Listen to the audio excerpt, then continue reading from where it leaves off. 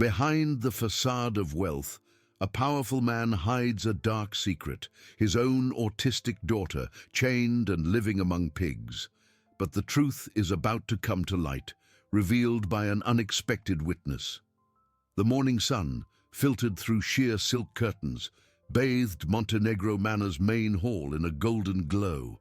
Alvaro Montenegro, impeccably dressed in a navy silk robe, descended the grand marble staircase with the regal bearing of a monarch. Every step was calculated, every gesture rehearsed. He was the personification of success, a titan of business whose fortune was as vast as his impeccable reputation. No one dared question the origin of his empire or the perfection of his life. In the dining room, a polished mahogany table awaited, adorned with silver cutlery and fine porcelain. Donna Clara, the long-serving housekeeper, a woman with a serious demeanor and tired eyes, was finishing setting out breakfast. The aroma of fresh coffee and toast hung in the air. "Good morning, Donna Clara," Alvaro greeted, his voice soft and controlled, a cordial smile on his lips. It was the smile he reserved for the world, a mask of benevolence that rarely slipped.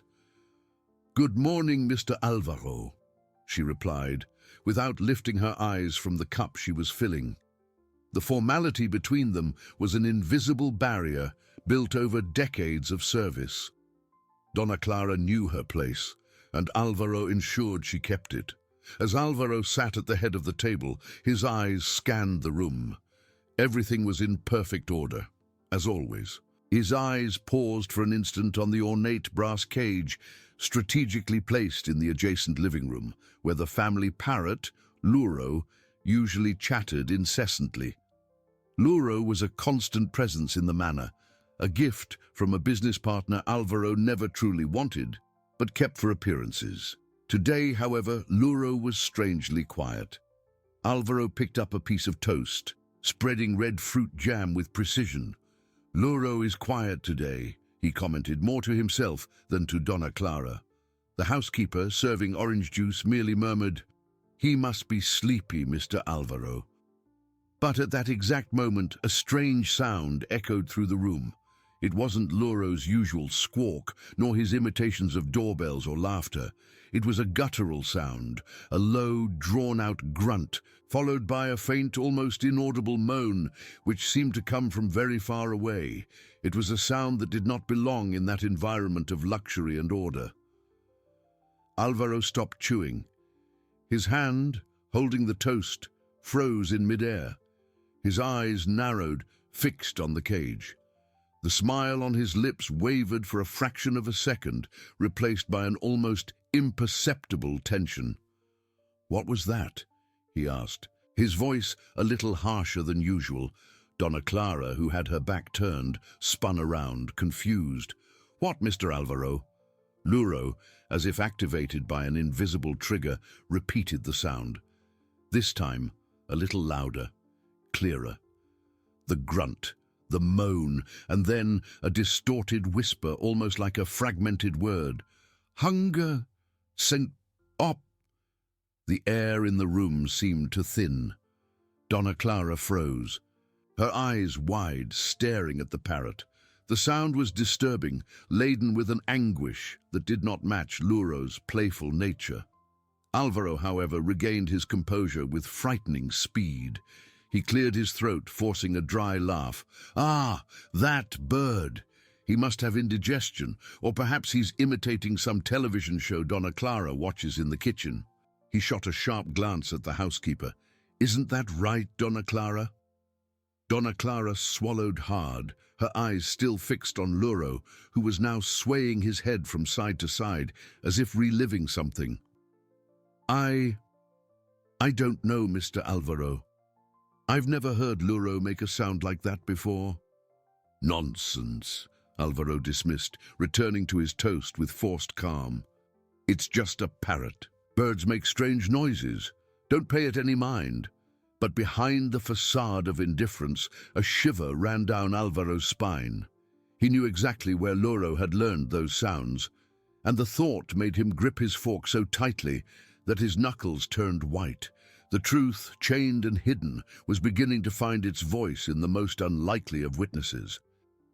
Alvaro Montenegro forced a smile, a tense muscle in his jaw, betraying the calm he tried to project. He picked up his coffee cup, the clinking of porcelain against the saucer sounding abnormally loud in the heavy silence that had settled. "Donna Clara, please don't be so impressionable. It's just a bird. I'm sure it's just imitating some sound it heard outside, perhaps an animal on the neighboring property." Donna Clara, however, couldn't tear her eyes away from Luro. The parrot, with its green and blue feathers, swayed slowly on its perch, its small black eyes fixed on an invisible point. Suddenly, it tilted its head, and a new sound, sharper and more distressing, cut through the air. "Cold, very cold, darkness," Luro repeated, his voice hoarse, almost a lament. Then came a dragging sound, like metal scraping on stone, followed by an unmistakable guttural grunt, a pig's grunt. Alvaro dropped the cup with a dull thud, coffee splattering onto the linen tablecloth. His face, previously a mask of serenity, now displayed a contained fury. His eyes, once placid, gleamed with icy intensity. "Enough, Donna Clara. Take this bird to the kitchen. Now! He's getting on my nerves." Donna Clara flinched, but didn't move immediately. Her eyes, previously just tired, now held a flicker of fear and a pang of understanding. She knew the sounds of the farm, the animals Alvaro kept in an isolated part of the property, and those grunts. "Mr. Alvaro, I've never heard Luro imitate pigs before, and those words. Cold, darkness." Her voice was a whisper, laden with dangerous hesitation. "Your opinion, Donna Clara," Alvaro hissed, his voice low but laden with a veiled threat. "Just do as I say, and deal with this bird. If he continues with this racket, he'll end up in the back cage where he won't bother anyone." The mention of the back cage made Donna Clara swallow hard. It was a subtle threat, but she knew Alvaro was a man of few words and many actions. She approached the cage, extending a trembling hand to pick it up. But Luro, as if understanding the threat, flapped his wings and let out a piercing shriek. "Chains, father! Stop! Father! Bad!" The air in the room froze. The words were fragmented, but the intent, the pain, were undeniable. "Father! Bad!" echoed. A shocking accusation coming from the innocent bird's mouth. Alvaro stood up abruptly, knocking over his chair with a crash.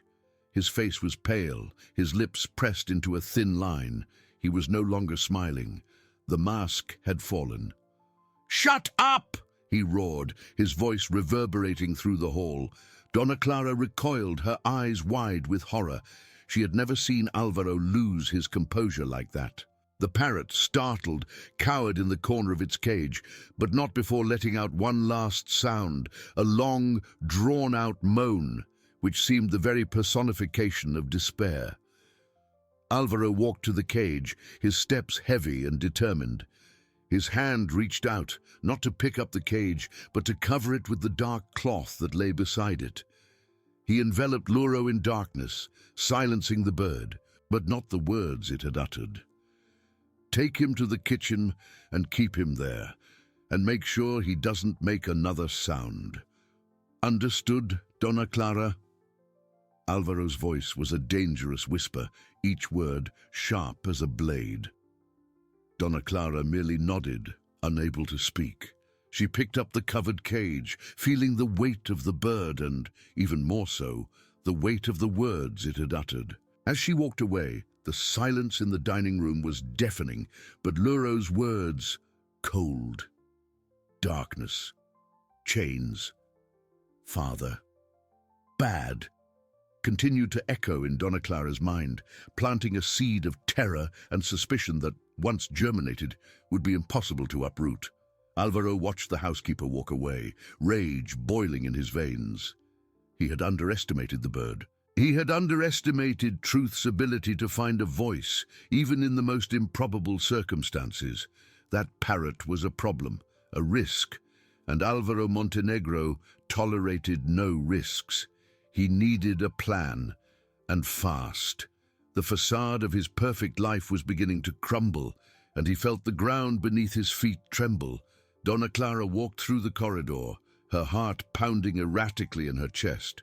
The dark cloth over the cage seemed to suffocate not only Lauro, but also the very light.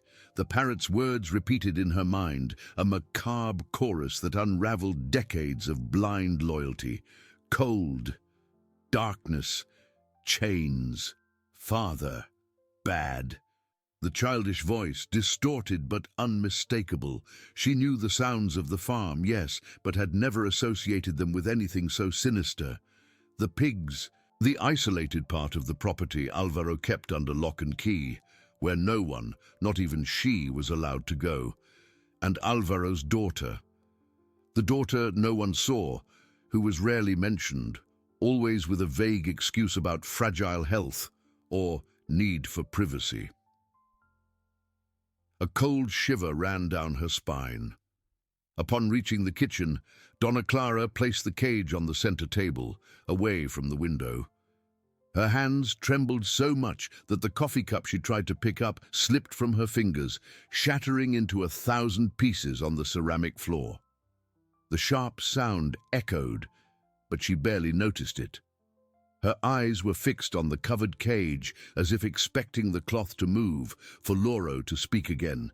But the silence was absolute, a heavy and oppressive quiet. She knelt to pick up the shards, her thoughts in a turmoil. The loyalty she felt for Alvaro, the man who had employed her for so long, was at war with the growing certainty that something terrible was happening under the roof of that manor. Meanwhile, in the dining hall, Alvaro Montenegro stood, his hands resting on the table, his knuckles white. The rage in his eyes had transformed into a cold, calculating determination. The parrot was a weak link, a miscalculation. He couldn't allow an insignificant creature to ruin everything he had built. His image, his reputation, his empire. Everything depended on keeping the secret buried. He picked up his phone, dialing a number with a surgeon's precision. "Carlos," he said, his voice low and controlled, not betraying the storm raging within him. "I need you to come to the manor immediately. We have a problem with a bird, and with discretion." There was a pause as he listened to the reply on the other end. "No, it's not an illness, it's a matter of security and silence. Be here in an hour and come alone. No one else needs to know." Alvaro hung up, his jaw clenched. Carlos was his trusted man for delicate situations, a euphemism for anything requiring discretion and, if necessary, unorthodox methods. He looked at the overturned chair, at the coffee stain on the linen tablecloth. The order and perfection he so cherished had been broken, and he would do anything to restore them, no matter the cost. The bird would be silenced, and Donna Clara would need to be reminded of her place, of her loyalty. The plan was beginning to take shape, a dark and ruthless plan to protect his charade. The truth had found a voice, but Alvaro Montenegro was determined to rip it out by the roots. Alvaro's daughter, a child she barely remembered seeing, began to form in her mind. There had always been something strange about how Alvaro spoke of her, or rather, didn't speak of her. The excuses, the complete absence of visits, the lack of any sign of her existence in the house. Could it be possible? Could a father be so cruel? The idea was monstrous, but Lauro's words, so vivid, so full of pain, seemed to paint a picture she could no longer ignore. She felt a knot in her throat, a mixture of fear and nausea. What would she do? What could she do? Exactly 1 hour later, a dark, discreet car glided up the manor's driveway. Carlos, a tall, thin man with eyes that seemed to see everything without expressing anything, entered the dining hall. He needed no invitation. His presence was as silent as his arrival. "Alvaro," he greeted, his voice hoarse and low. "Carlos, thank you for coming so quickly." Alvaro gestured for him to sit, but Carlos remained standing, arms crossed. "We have a problem with the parrot, Loro." Carlos raised an eyebrow, an almost imperceptible movement. "The bird, what did it do?" Alvaro took a deep breath, controlling his irritation. "He has been repeating things he shouldn't, things that could be misinterpreted. He's in the kitchen now, covered. Donna Clara took him there." Carlos repeated, his voice devoid of emotion. "What kind of things?" Alvaro hesitated for an instant, the truth a poison on his tongue. Sounds, words, about cold, darkness, chains, and about me, father, bad. The last phrase came out almost as a whisper, laden with contained hatred. He heard too much, and he's starting to talk too much.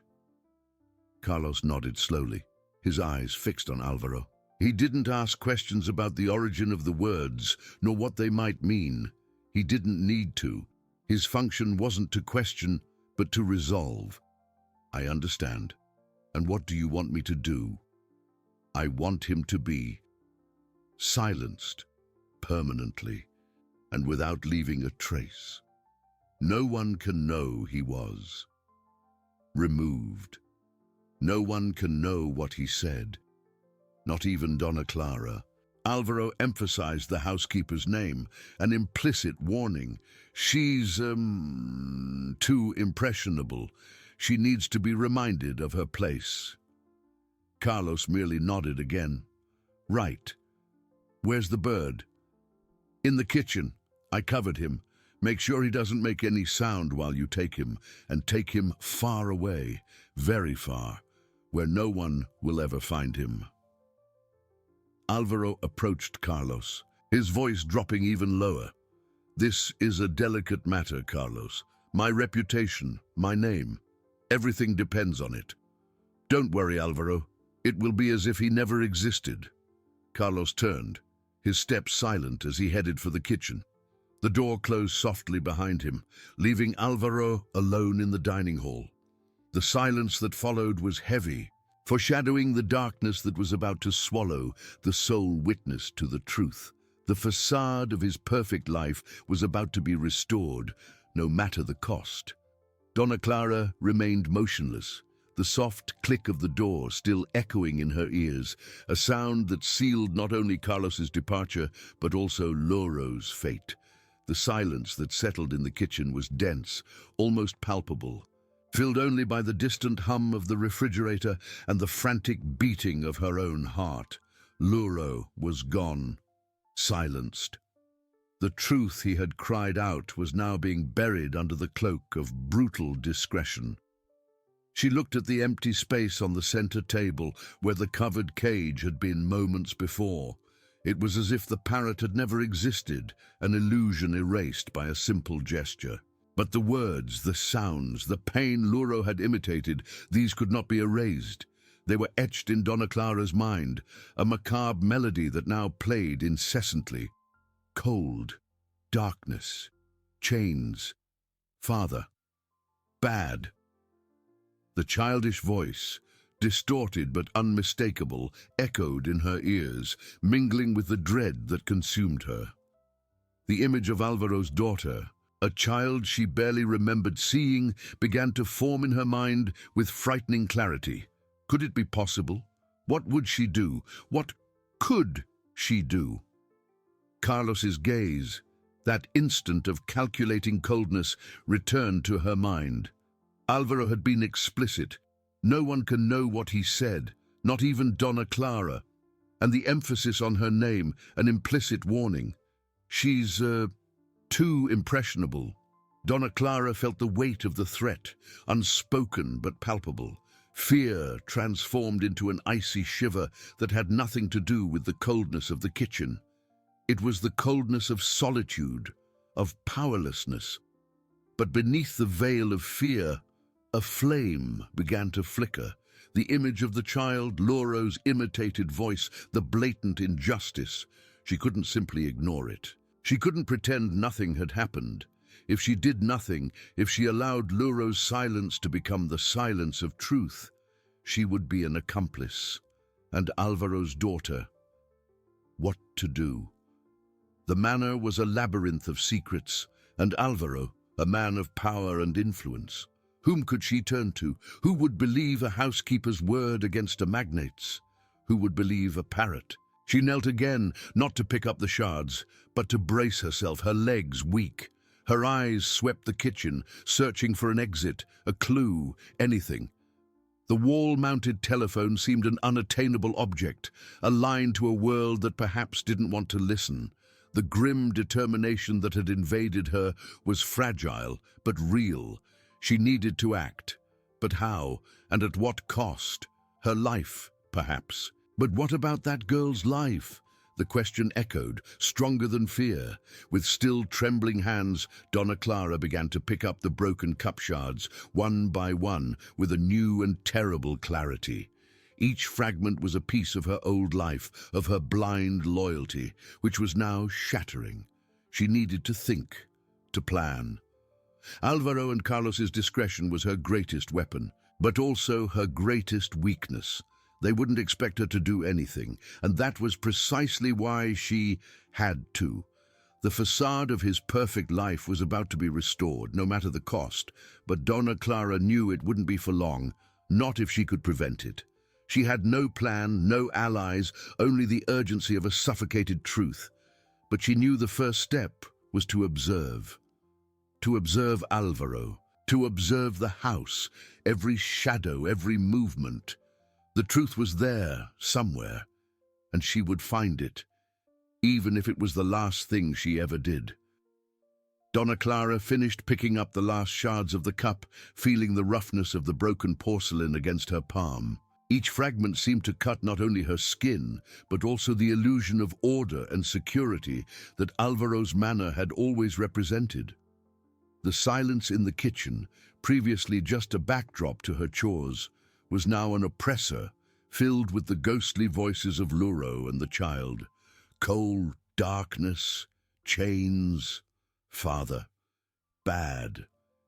The macabre melody resonated in her mind, a constant reminder of the atrocity unfolding under the same roof she inhabited. Years of loyalty, gratitude for stable employment, everything crumbled before the image of that girl, chained, forgotten. How could she have been so blind, so oblivious? Guilt hit her like a punch to the stomach, mingling with the fear that still paralyzed her. She stood up, her legs still wobbly, and threw the shards into the trash, a final gesture of burying the past. But the truth, she knew, couldn't simply be discarded.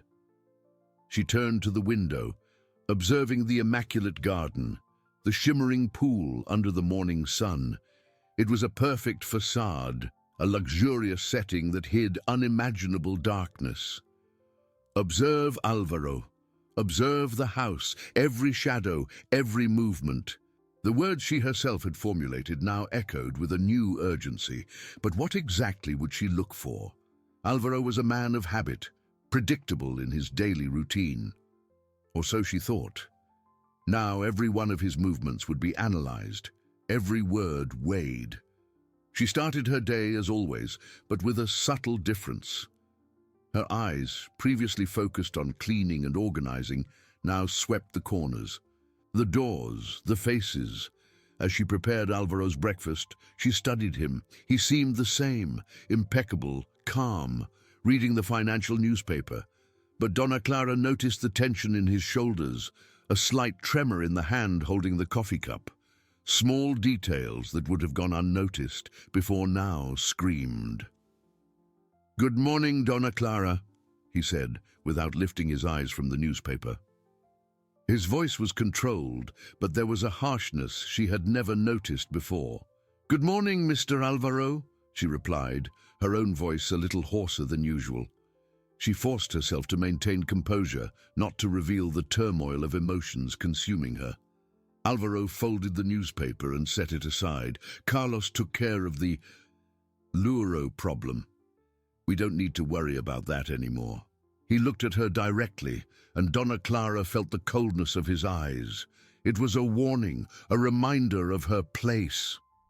She nodded, unable to speak. The mention of Luro made her heart clench, silenced, buried. But the truth he revealed would not be. Excellent. Now, about tonight's dinner. We'll have important guests. I want everything impeccable, no flaws. Yes, Mr. Alvaro, she managed to say, her voice almost a whisper. As Alvaro stood up to go to his office, Donna Clara noticed something. He hesitated for an instant near the door, leading to the oldest part of the manor, a wing that was rarely used, always kept locked. A shiver ran down her spine. Could it be there?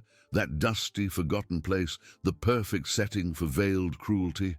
The manor, which had once been her refuge, now seemed like a prison. Every room, every corridor, every shadow seemed to hide a secret. The vast library, the sumptuous ballrooms, the empty guest rooms, everything was a curtain for the truth. Donna Clara spent the rest of the morning cleaning, but her movements were mechanical. Her mind was elsewhere, drawing a mental map of the house, identifying blind spots, escape routes, possible hiding places. She needed proof, something undeniable. A housekeeper's word wouldn't be enough against a man like Alvaro. Fear was still there, a tight knot in her stomach, but determination was stronger. The image of the girl, Luro's voice, the blatant injustice, they were the fuel for her courage. She couldn't fail, not for herself, but for the forgotten child, for the silenced truth. As she cleaned Alvaro's office, her eyes scanned the bookshelf, the documents on the table, the personal items. Nothing out of the ordinary. But she knew the truth wouldn't be in plain sight. It would be hidden, protected by Alvaro's discretion and power. She needed a plan, but for now, observation was her only guide. And, for the first time in years, Donna Clara felt she was truly seeing the manor, not just as its housekeeper, but as a reluctant detective, ready to unravel the darkest secrets its walls held. The hunt for the truth had begun. Donna Clara continued to sweep the manor with a renewed gaze, every object, every shadow, a potential clue. The preparation for the important dinner guests, which Alvaro had mentioned, became her perfect camouflage. As she arranged the flower displays in the grand hall, her eyes moved, discreet but incisive. She observed Alvaro, who circulated among the staff, giving instructions with his usual authority, but with an underlying impatience that Donna Clara now perceived. He seemed more tense, his gestures a little more abrupt, his smile, though present, didn't reach his eyes. Carlos, the loyal and silent enforcer, was always nearby, a vigilant shadow that seemed to follow Donna Clara's every move. His presence was a constant reminder of the danger, a silent warning not to stray from her duties. The air in the manor was dense with the evening's anticipation, but for Donna Clara it was an anticipation of another kind. That of finding a crack in Alvaro's impenetrable facade. As night approached, the hum of preparations intensified. The kitchen buzzed, waiters adjusted their uniforms, and the aroma of sophisticated food filled the air. Donna Clara supervised everything, but her mind was fixed on the old wing of the manor, the door Alvaro had hesitated in front of, the forgotten place where time seemed to have stopped. That corner of the house, always enveloped in a sepulchral silence, now called to her with a morbid urgency. During dinner, the guests arrived, filling the halls with laughter and lively conversation. Alvaro, the perfect host, displayed his charm and success, toasting and telling anecdotes. Donna Clara observed him from a distance, serving dishes, noticing how he drank a little more than usual, which made his eyes a little brighter, but his smile a little more forced. It was a mask, she realized, more elaborate than ever. In a moment of general distraction, while most of the guests headed to the garden to admire the night view and the fireworks Alvaro had arranged, Donna Clara saw her chance. Carlos was busy at the entrance, receiving a last late guest, Alvaro was the center of attention, surrounded by a group of businessmen, his voice loud and confident. It was now or never. With her heart pounding in her chest, Donna Clara discreetly slipped into the corridor leading to the old wing. The lighting there was dimmer, and the air colder and dustier, laden with the smell of old wood and abandonment. She felt a shiver. The door was there, massive, made of dark wood, with an old rusty doorknob. She tried to turn it, but it was locked as expected. Disappointment hit her, but she didn't give up. Frustrated but not defeated, she ran her hand over the wood, feeling its coldness and roughness. Her eyes scanned the surrounding wall, looking for any clue, any detail. And then she noticed, near the floor, almost imperceptible in the gloom, there was a small crack at the base of the door, where the wood had given way slightly over time. It wasn't enough to see through, but perhaps. She knelt, her body tense, and put her ear to the crack. The silence was almost absolute, broken only by the distant echo of guests' laughter and the crackle of fireworks. But if she concentrated, if she really concentrated, there seemed to be something more. A smell, a faint but unmistakable smell. It wasn't the mustiness of an old, unoccupied wing. It was something more organic, more dirty. A smell she associated with animals, and for an instant a muffled sound, almost a moan or a dragging. Nausea returned, mingling with an icy dread. Luro's words, cold, darkness, chains. Chained to the pigs, echoed in her mind with terrifying clarity. Could it be? There, behind that door in the heart of opulence, did cruelty hide?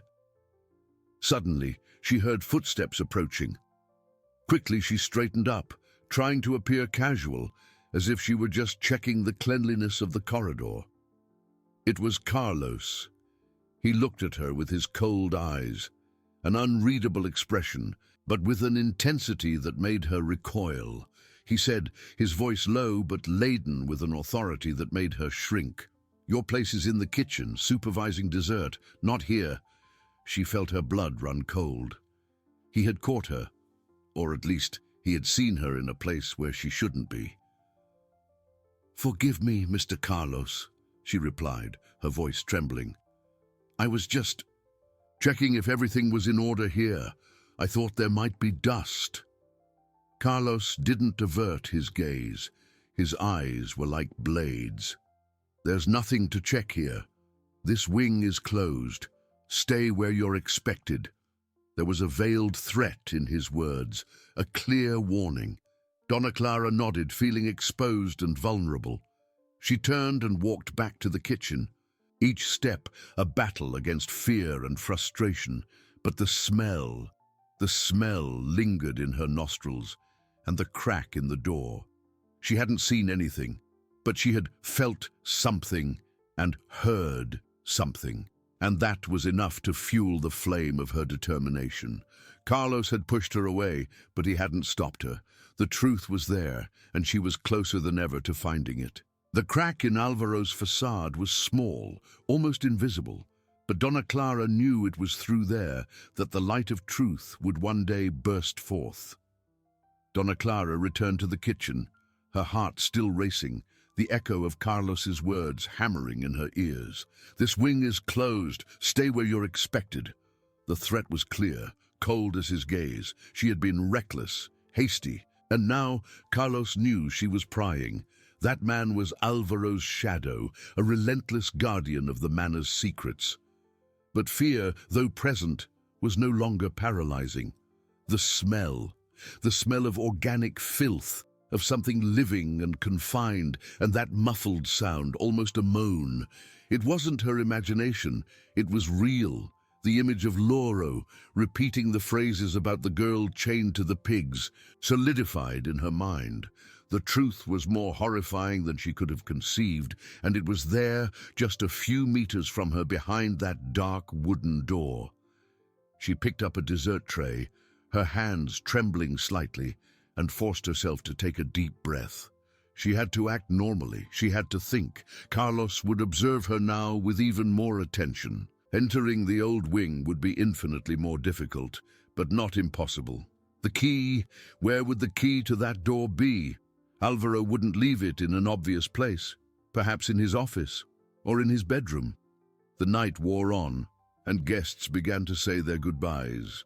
Alvaro, visibly tired, but still maintaining his composure, accompanied them to the door.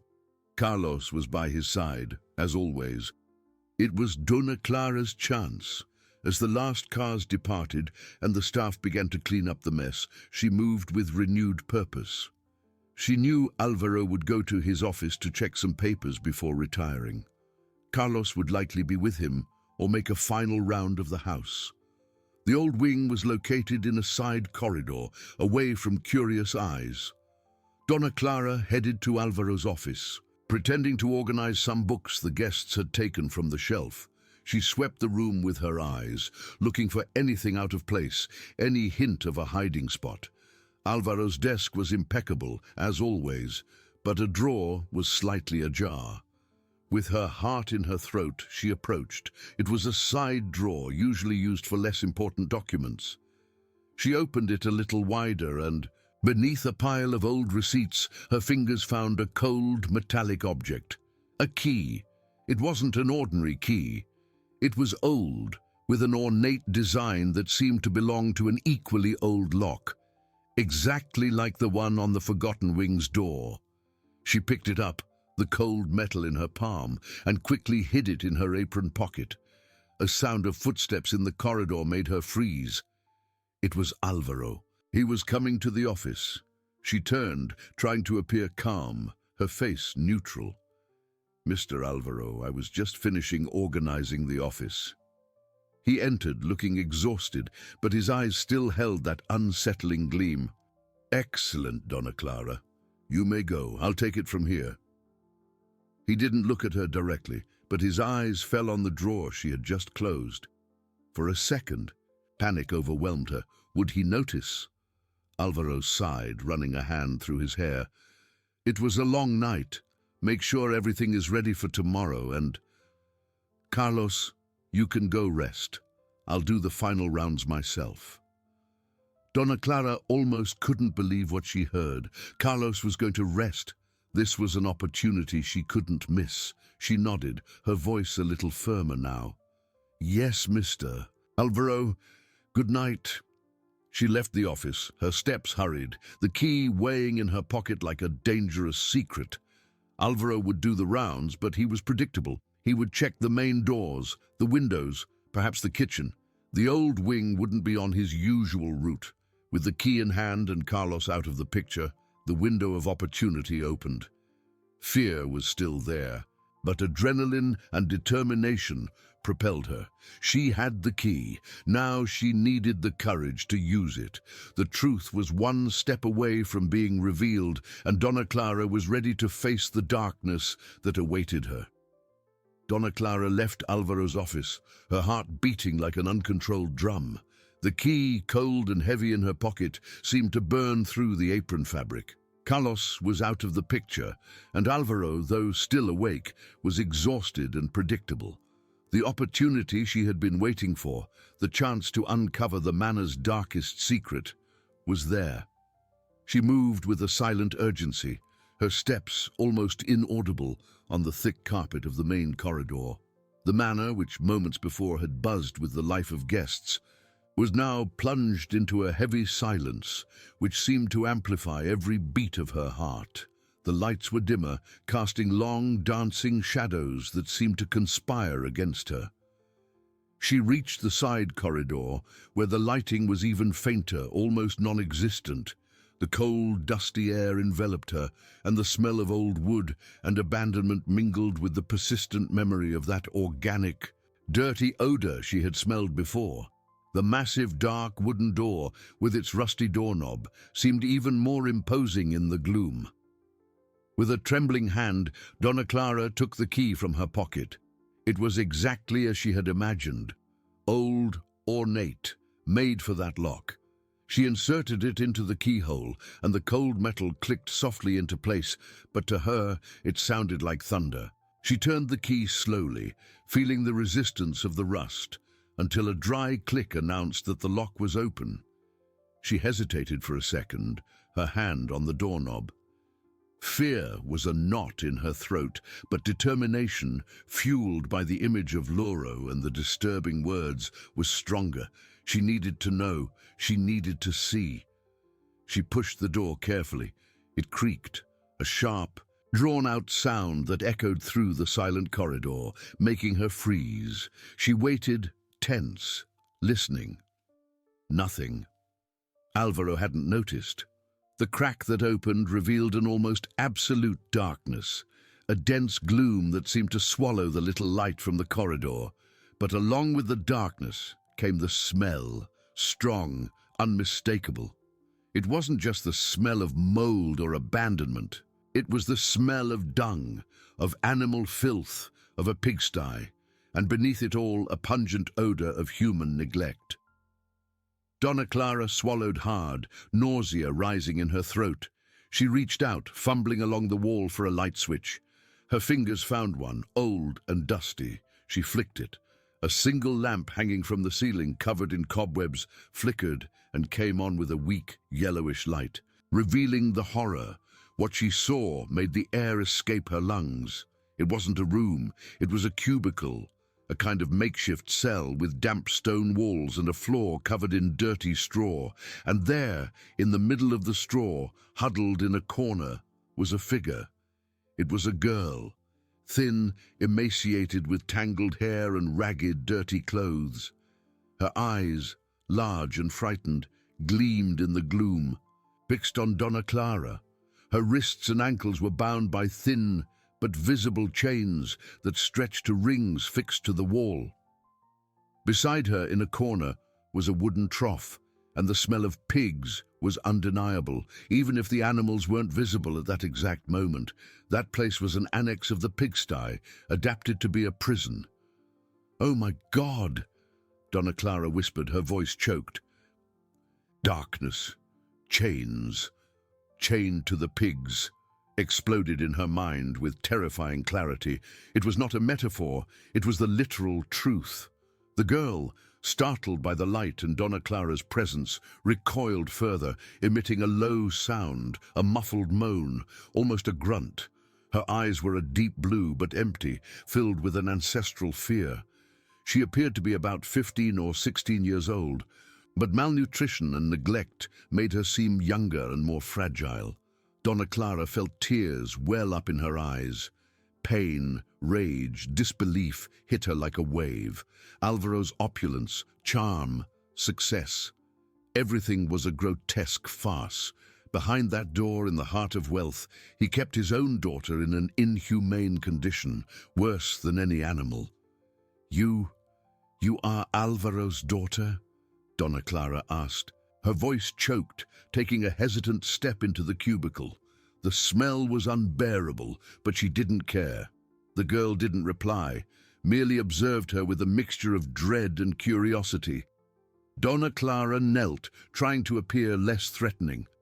"I am Donna Clara. I won't hurt you." The girl blinked, and a sound, almost a word, escaped her cracked lips. Cold. Cold. Darkness. Chains. Chained to the pigs. Lauro was right, every word. Donna Clara's heart broke. She needed to get her out of there. She needed to save her. But how?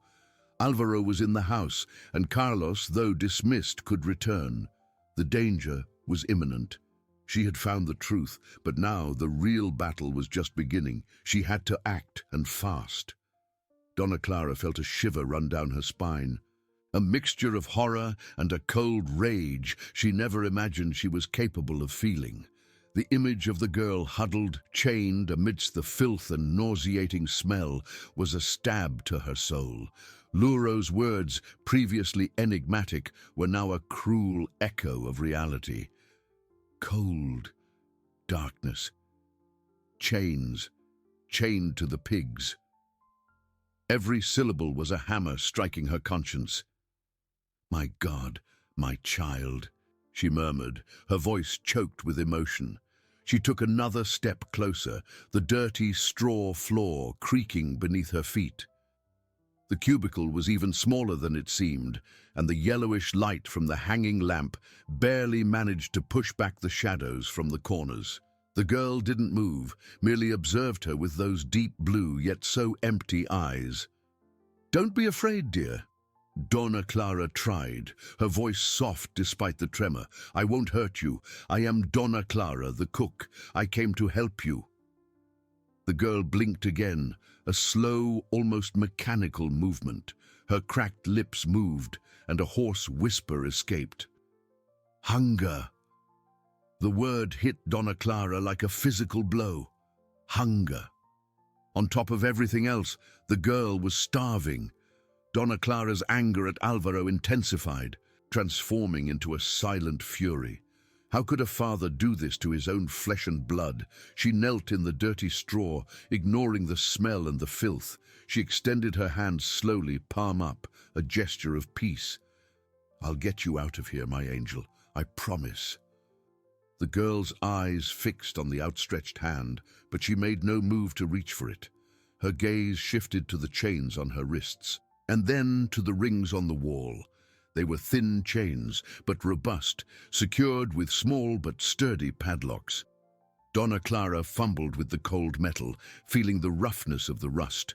Without a key or some tool, it would be impossible to free her. Time was her enemy. Alvaro was doing his rounds. Carlos could return. She couldn't stay there for long, but she also couldn't just leave and abandon the girl. "Do you have a key?" Donna Clara asked, her voice almost a whisper, knowing the question was probably futile. The girl merely shook her head slightly, an almost imperceptible movement. Her eyes returned to fix on Donna Clara, and a low sound, a lament, escaped her throat. Cold. Always cold. Donna Clara took her apron from her pocket and extended it to the girl. "Here, it's not much, but it might help warm you a little." The girl hesitated, but then, with a slow, wavering movement, took the apron and pulled it close to her, wrapping it around her thin arms. It was a small gesture, but for Donna Clara, it meant there was a spark of trust there. "I'm going to get help," Donna Clara said, her voice filled with renewed determination. "I'm going to get you out of here, but I need a plan. I need more than this key." She looked at the old key in her own pocket, the door key, useless for the chains. A distant creak from the main corridor made Donna Clara freeze. Was it Alvaro, or just the wind? The sound reminded her of the urgency of her situation. She couldn't be caught there. If Alvaro found her, everything would be lost. The girl would be even more isolated, and Donna Clara. She didn't even want to think about the consequences. "I need to go now," she whispered, her voice tight. "But I'll be back, I swear. I'll bring food and I'll get you out of here." The girl didn't reply, merely observed her with those empty eyes, but now with a glimmer of what seemed to be faint hope. Donna Clara stood up, her heart heavy, but her mind working a mile a minute. She needed tools. She needed someone to help. But who? Carlos was loyal to Alvaro. The other employees were too scared to oppose their boss.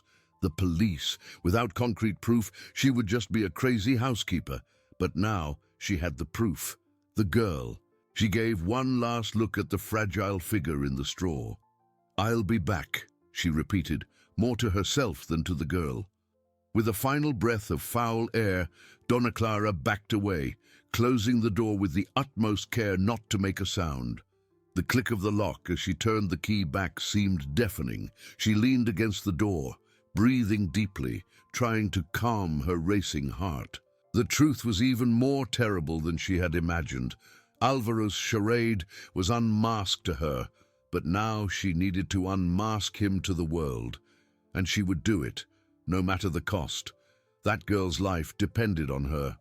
With a new urgency, Donna Clara grabbed a plate and filled it with leftover soft bread, cheese, and a little shredded meat from the previous night.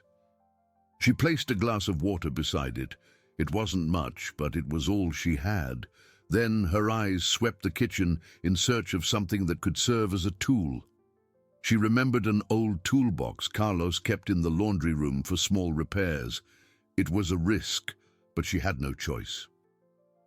Moving silently, she headed to the laundry room, a room adjacent to the kitchen. The toolbox was there, dusty, under a shelf. With trembling hands, she opened it. Inside, among screwdrivers and hammers, she found a small but sturdy pair of wire cutters. It was her only hope. She also took her cell phone, an old model, but one that still took photos and recorded videos. The proof. She needed the proof. Back in the kitchen, she picked up the plate of food and the glass of water. She took a deep breath, trying to calm the tremor in her hands. "Luro," she whispered, looking at the empty cage. The parrot was in the living room, as usual. He would be the final piece. Donna Clara returned to the dark corridor, her heart beating like a drum. The key turned in the lock, the muffled click sounding like a gunshot in the silence. She opened the door slowly, peeking inside. The girl was in the same position, wrapped in Donna Clara's apron, her eyes fixed on the entrance. "I'm back, my angel," Donna Clara whispered, stepping inside and closing the door behind her. The smell of pigs and abandonment was almost unbearable, but she ignored it. She knelt again, placing the food and water in front of the girl. "Eat. You need to eat." The girl hesitated for a moment, but hunger was stronger.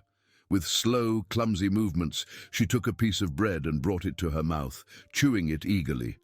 Donna Clara watched, a tear rolling down her face. As the girl ate, Donna Clara took out her cell phone. With the utmost care not to scare her, she began to record. The image of the girl, the chains, the filth, the dark cubicle, everything would be recorded. It was the proof Alvaro couldn't deny. "I'll get you out of here," she promised again, her voice choked. She took the wire cutters. The chains were thin, but the padlocks were a challenge. She tried one, then another, applying force. The metal groaned, but didn't yield. Frustration and despair began to grow. Suddenly a sound, heavy footsteps in the corridor. It wasn't the distant creak from before, but footsteps approaching rapidly. "Alvaro." Donna Clara froze, the wire cutters still in her hands. "My God," she murmured. The girl stopped eating, her blue eyes wide with fear. The door burst open. Alvaro was there, his face contorted in fury. "What do you think you're doing, you meddling old woman?" he roared, his eyes fixed on Donna Clara, then on the chains and finally on the cell phone in her hand. "Alvaro, you can't do this to your own daughter," Donna Clara cried, standing up, the wire cutter still in her hand like a useless weapon. "Shut up! No one can know about this. No one!" He advanced, murderous intent in his eyes. But before he could reach her, a familiar sound echoed from the corridor, coming from the living room. Luro. Cold. Darkness. Chains. Chained to the pigs. The parrot's shrill voice reverberated through the manor, clear and unmistakable. "Bad daddy! Bad daddy!" Alvaro stopped, shocked. His face paled. The parrot. He had forgotten about the parrot.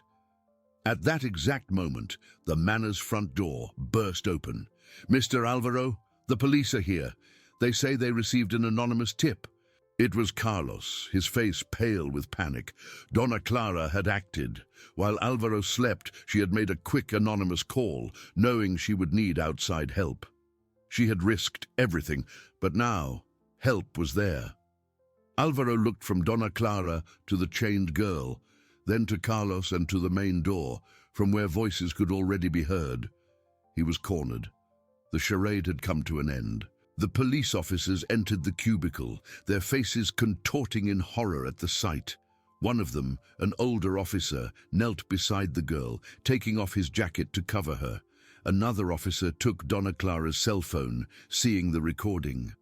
"Mr. Alvaro, you are under arrest," said one of the police officers, his voice cold and firm, "for kidnapping, mistreatment, and unlawful imprisonment."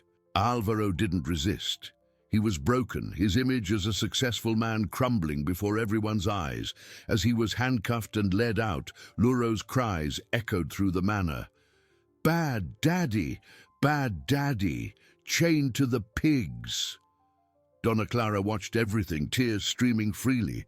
But now they were tears of relief and justice. The girl, finally free from the chains with the help of the police, was carefully wrapped in a blanket and led outside into the sunlight she hadn't seen in years. The manor, once a symbol of opulence and secrets, was now a stage of unmasking. The truth, brought to light by the courage of a housekeeper and the words of a parrot, finally freed Alvaro's daughter. The girl's life would be long and difficult, but for the first time in a long time, she had a chance. A chance to live, to be cared for, to be loved. And Donna Clara, the housekeeper, knew she had kept her promise. She had pulled the angel from her hell.